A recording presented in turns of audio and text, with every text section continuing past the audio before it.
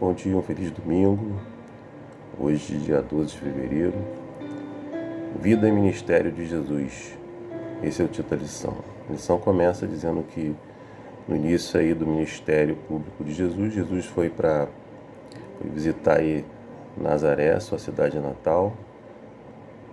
Nazaré ficava lá em Galileia.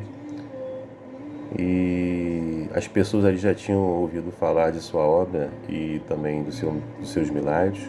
Como era de costume, Jesus frequentava aí os cultos, né, aos sábados na sinagoga. Embora não fosse o rabino oficial, um dos presentes ali na sinagoga entregou ali um pergaminho de Isaías e pediu para que ele pudesse fazer a leitura. Isaías 61, verso 1 e 2. A lição também pede para a gente ler Lucas 4, 16 e 19, para a nossa meditação, e Lucas 7, 19 e 23.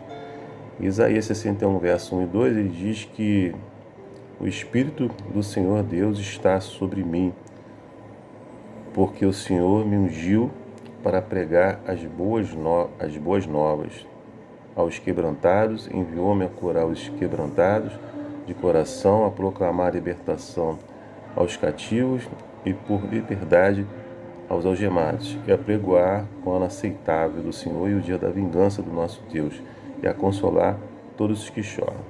Essa é a obrigação aí do profeta, assim também é a obrigação de cada um de nós que somos discípulos do Senhor. Devemos também pregar as boas novas de salvação para esse mundo antes da volta de Jesus. E aí Jesus, nesse verso, ele estava querendo falar sobre a sua missão.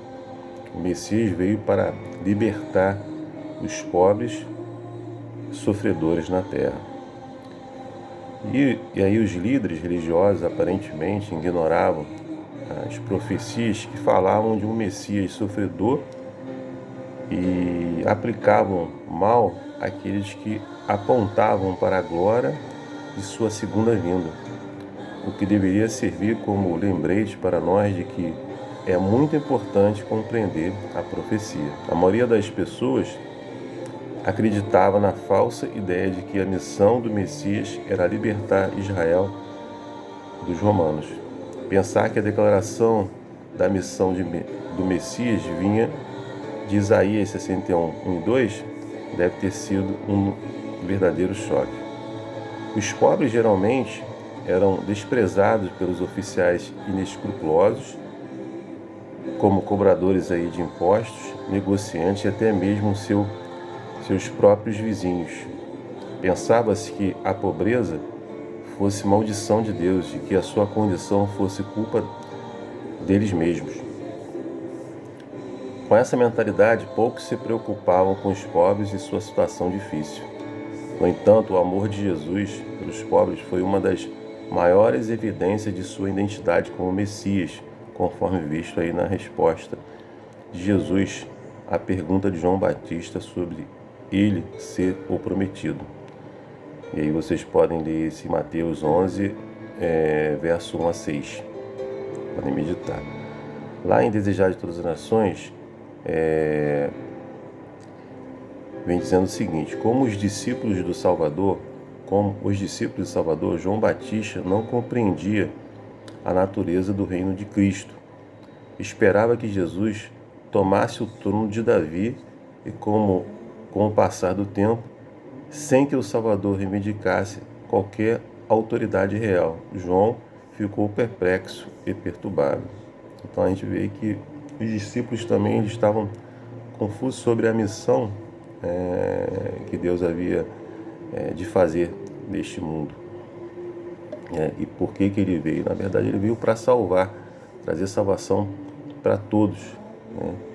E como nós vemos na passagem de Isaías, ele veio acolher aí os menos afortunados, os que choram, os pobres, veio libertar as pessoas das suas prisões, que estavam algemados pela obra satânica de Satanás.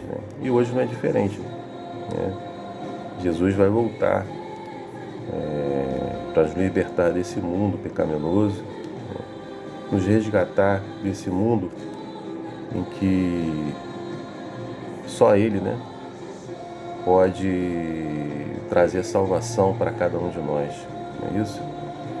Jesus vai voltar, sua volta está sendo anunciada aí, devido aos acontecimentos que nós estamos vendo aí ao longo da trajetória desse mundo aí. E cada vez mais coisas estão acontecendo que provam aí que Cristo vai voltar, e Ele está bem perto de voltar. Lá em Tiago 1,27 vem dizendo que a religião pura e sem mácula para com o nosso Deus e Pai é esta: visitar os órfãos e as viúvas nas suas aflições e guardar-se incontaminado do mundo. Então, Jesus pede a mim e a você que nós possamos ajudar aí, né, e visitar aí os órfãos, as viúvas, as pessoas que estão passando por aflição, para que possamos ajudar essas pessoas, né? E se guardar das iguarias, da contaminação desse mundo, porque desse mundo nós sabemos que nada vamos levar, não é isso? Esse mundo será destruído quando Jesus voltar.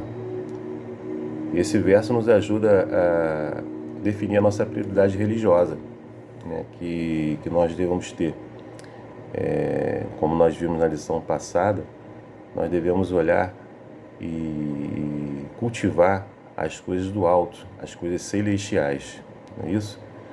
E ajuntar tesouros não na terra, mas no céu.